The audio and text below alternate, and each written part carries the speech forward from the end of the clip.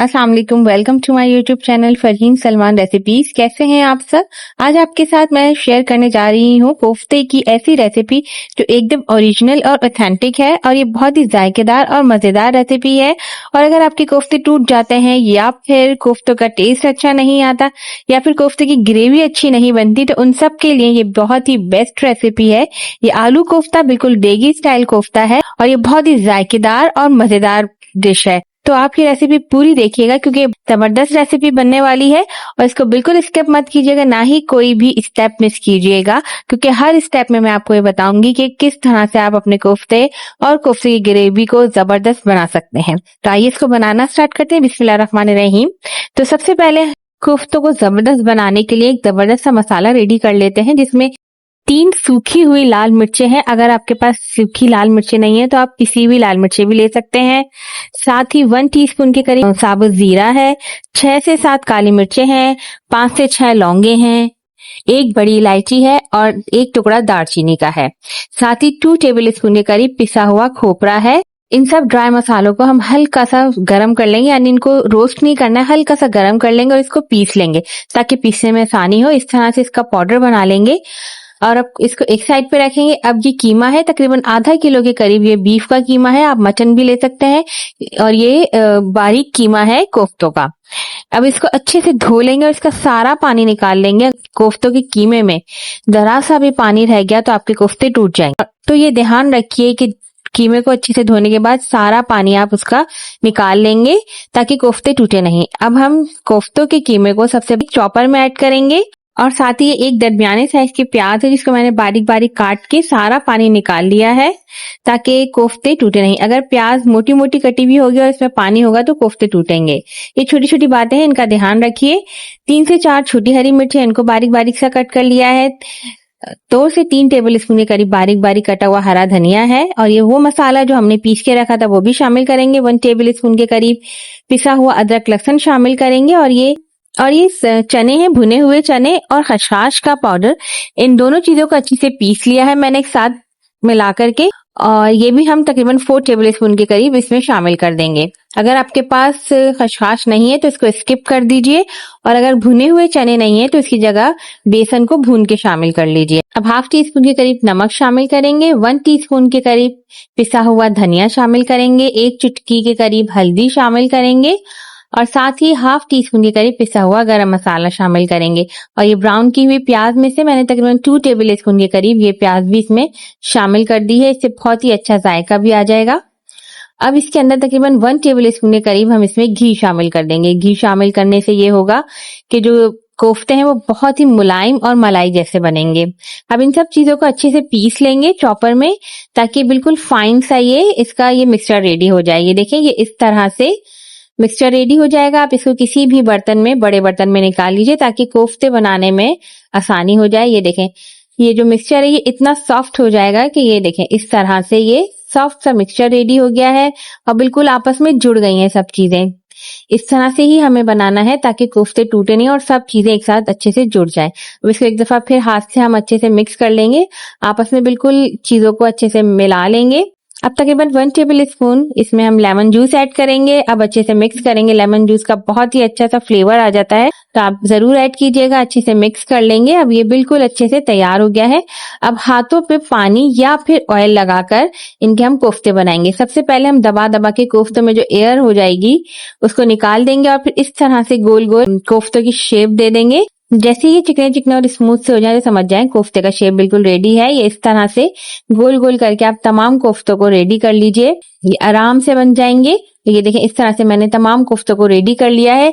इस स्टेज पे आप कोफ्तों को फ्रीज भी कर सकते हैं बिल्कुल आराम के साथ और बस ग्रेवी रेडी कीजिए और कोफ्ते ऐड कर दीजिए, मजेदार से कोफ्ते रेडी हो जाएंगे। अभी हम आ जाते हैं कोफ्ते की ग्रेवी बनाने के लिए। तकरीबन 3 मीडियम साइज की प्याज है जिन्हें मैंने बारीक बारीक सा स्लाइस कर लिया है। अब एक कुकिंग पॉट में तकरीबन हाफ कप के बराबर ऑयल लेंगे, आप सरसों का तेल भी ले सकते हैं। अच्छे से गर्म करने के बाद इसमें ये प्याज ऐड करेंगे और इनको गोल्डन ब्राउन करते ही निकाल लेंगे। प्याज को गोल्डन ब्राउन करना है और इसको फौरन निकाल लेंगे ताकि जो है ये ज्यादा डार्क ना हो।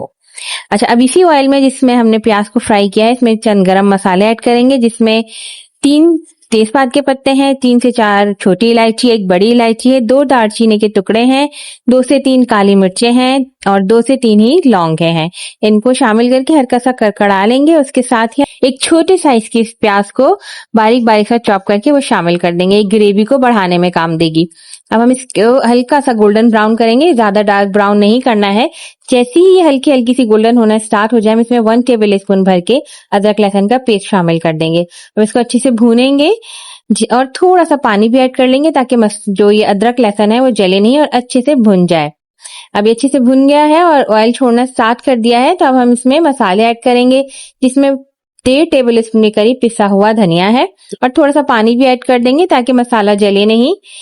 और साथ ही 1 टीस्पून के करीब ये मैंने पिसी हुई लाल मिर्चें ली हैं, हाफ टी स्पून के करीब हल्दी पाउडर है, 1 टीस्पून के करीब पिसा हुआ जीरा है और हाफ टी स्पून के करीब पिसा हुआ गरम मसाला है। ये सब मसाले शामिल करेंगे और इनको भूनेंगे। मसालों को इतना भूनना है कि ऑयल जो है वो अलैदा होना स्टार्ट हो जाए और अच्छी से भुनने की खुशबू आ जाए। साथ ही 1 टेबल स्पून के करीब ये पिसी हुई हरी मिर्चें हैं, ये भी शामिल कर देंगे। इससे बहुत ही अच्छा टेस्ट और खुशबू आ जाएगी। इन मसालों को अच्छे से भूनना है। जैसे ही अच्छे से भुन जाएंगे और तो ऑयल अलग हो जाएगा और बहुत ही अच्छी सी खुशबू आने लग जाएगी मसाला भुनने की, तो समझिए मसाला रेडी है और ये ऑयल छोड़ देगा, यानी ऑयल है वो ऊपर ऊपर आ जाएगा और मसाला अच्छे से भुन जाएगा। अच्छा, मिर्ची आप अपने हिसाब से कम या ज्यादा कर सकते हैं। अब इस मसाले में तकरीबन 1 बड़े साइज का टमाटर को बारीक सा पीस लेंगे। हम थोड़ा सा पानी डाल के ब्लेंडर में पीस लेंगे और वो भी इसमें शामिल कर देंगे।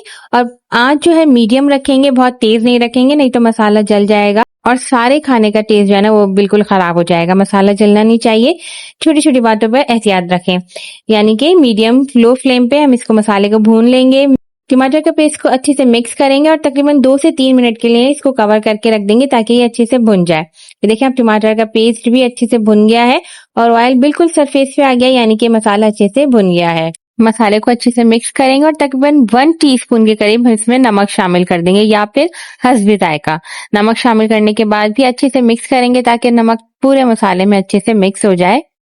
अब जो प्याज ब्राउन करके रखी है वो 1 कप दही में ब्लेंडर में डाल के अच्छे से मिक्स कर लेंगे और दही और तली हुई प्याज का अच्छा सा मिक्सचर रेडी करके ये मिक्सचर भी हम इस मसाले में ऐड कर देंगे, अच्छे से मिक्स करेंगे।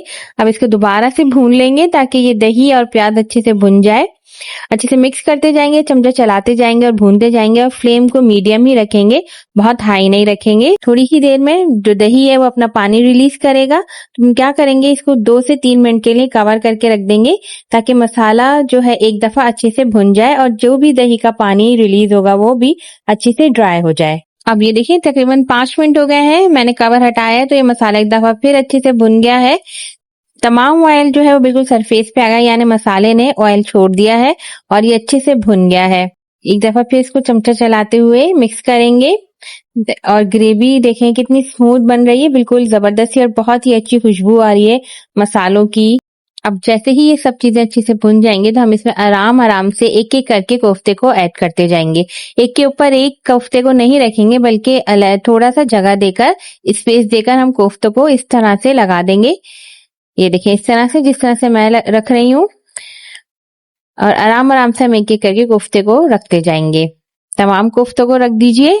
अब इस स्टेज पे कोफ्तों को ऐड करने के बाद चमचा हरगिज नहीं चलाना है, बल्कि इस तरह से पतीली को उठा करके इस तरह से इसको आराम से हिलाएंगे ताकि कोफ्ते ग्रेवी में अच्छे से मिक्स हो जाएं। और चमचा हमें अब बिल्कुल भी नहीं हिलाना है, नहीं तो कोफ्ते टूट जाएंगे। अभी कोफ्ते बिल्कुल सॉफ्ट और नरम है, अगर हमने चमचा चलाया तो वो टूट जाएंगे। बस इस तरह से पतीली को आराम आराम से हिलाते रहेंगे। अब तकरीबन 5 मिनट के लिए हम कोफ्तों को कवर करके रख देंगे ताकि ये भाप से ऊपर तक जो है हल्के से पक जाए और ये टूटे नहीं। तकरीबन 5 मिनट हो गए हैं। अब मैं कवर हटा के देखती हूँ कि देखें, अच्छे से ये ऊपर तक जो है भाप आ गई है और ये ऊपर से भी हल्के हल्के से पकना स्टार्ट हो गए हैं। अब हम चमचा बिल्कुल नहीं चलाएंगे और इसी तरह से पतीली को हिला करके हम ये कोफ्तों को मिक्स करेंगे ग्रेवी में। अच्छा, आप इस तरह से भी कोफ्ते रेडी कर सकते हैं। अगर आपको आलू नहीं डालना है तो बस थोड़ा सा पानी ऐड करें और फिर इसको कवर करके रख दें, पकने के लिए छोड़ दें। और अगर आपको आलू ऐड करने हैं तो बिल्कुल साइड में इस तरह से आलू रख दीजिए, जिस तरह से मैं रख रही हूँ। और इनको बिल्कुल मिक्स नहीं करना है, बस ऊपर ऊपर आप आलूओं को रख दीजिए। बिल्कुल इस तरह से जिस तरह से मैं साइड्स पे रख रही हूँ और जितने भी आपको आलू रखने हैं इसी तरह से आप तमाम आलू को कॉर्नर पे और इस कोफ्तों के ऊपर नहीं रखना है, कोफ्तों के साइड्स पे जहाँ पे भी आपको जगह दिख रही हो वहाँ पे आलू रख दीजिए। साथ ही 1 से 1.5 गिलास के करीब हम इसमें पानी शामिल करेंगे और पानी भी इस तरह से शामिल करेंगे कि बिल्कुल डायरेक्ट इस तरह से पानी नहीं डालेंगे बल्कि बिल्कुल साइड से पानी डालेंगे बिल्कुल हल्के से, ताकि कोफ्तों के अगर हमने ऊपर से पानी डाला तो कोफ्ते टूट सकते हैं। तो बिल्कुल आप आराम-आराम से कॉर्नर से जहाँ पे जगह खाली हो उधर से पानी ऐड कीजिए और फिर इसको पतीली को बिल्कुल इसी तरह से हिलाते हुए इसको मिक्स कीजिए। चमचा हरगिज़ नहीं चलाना है अभी जब तक कि कोफ्ते अच्छे से पक ना जाएँ। ये देखिए मैंने इसमें पानी भी शामिल कर दिया है, आलूओं को इस तरह से रखा है। अब इसको मैं कवर कर दूँगी और फिर पतीली को इस तरह से उठा के बहुत हल्के से मिक्स करूँगी ताकि जो है मिक्स हो जाए आलू भी और कोफ्ते भी। अब देखें ये अच्छे से पानी में डूब गए हैं। अब इनको कवर कर देंगे और 10 से 12 मिनट के लिए मीडियम लो फ्लेम पे पकने के लिए रख देंगे। और इसको हम चलाएंगे नहीं, बस इसी तरह से पतीली को हिलाते रहेंगे और इसको पकाते रहेंगे। तकरीबन 10 से 12 मिनट तक हमें इसी तरह पकाना है। मीडियम लो फ्लेम पे कोफ्तों को पकाना है। कोफ्ते भी पक जाएंगे और आलू भी बहुत अच्छे से गल जाएंगे। अब ये देखिए बिल्कुल रेडी है। तकरीबन 10 मिनट हो गए हैं और ये मैंने खोल के देखा है बिल्कुल अच्छे से पक चुके हैं। आलू भी बिल्कुल अच्छे से गल गए हैं। कोफ्ते भी बिल्कुल सॉफ्ट से रेडी हो गए हैं। आलू भी मैंने चेक कर लिया, आलू भी बिल्कुल अच्छे से गल गए हैं। अब इसको डिश आउट कीजिए, हल्का सा गरम मसाला छिड़किए, उससे बड़ी अच्छी खुशबू आ जाएगी।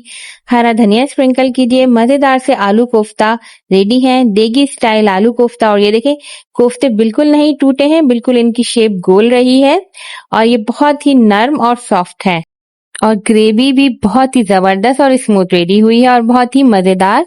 किसका दिल नहीं करेगा इनको देखते ही खाने का, क्योंकि ये बहुत ही जायकेदार और लाजवाब बने हैं। अब आप इसको सिंपल चपाती के साथ खाएं या तंदूरी नान के साथ, लेकिन एक बार ये रेसिपी जरूर ट्राई कीजिए, आपको जरूर पसंद आएगी क्योंकि ये बहुत ही सॉफ्ट और लाजवाब कोफ्ते बने हैं और इनकी ग्रेवी भी बहुत ही जायकेदार है।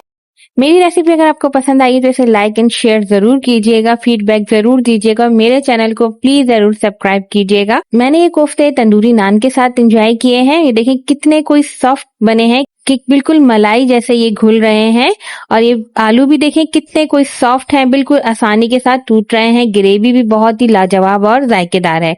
तो ये रेसिपी आपको कैसी लगी मुझे जरूर बताइएगा। इंशाल्लाह जल्द ही नई रेसिपी के साथ हाजिर होंगी। जब तक के लिए इजाजत दीजिए, अपना बहुत ख्याल रखिएगा। मुझे दीजिए इजाजत। अल्लाह हाफिज।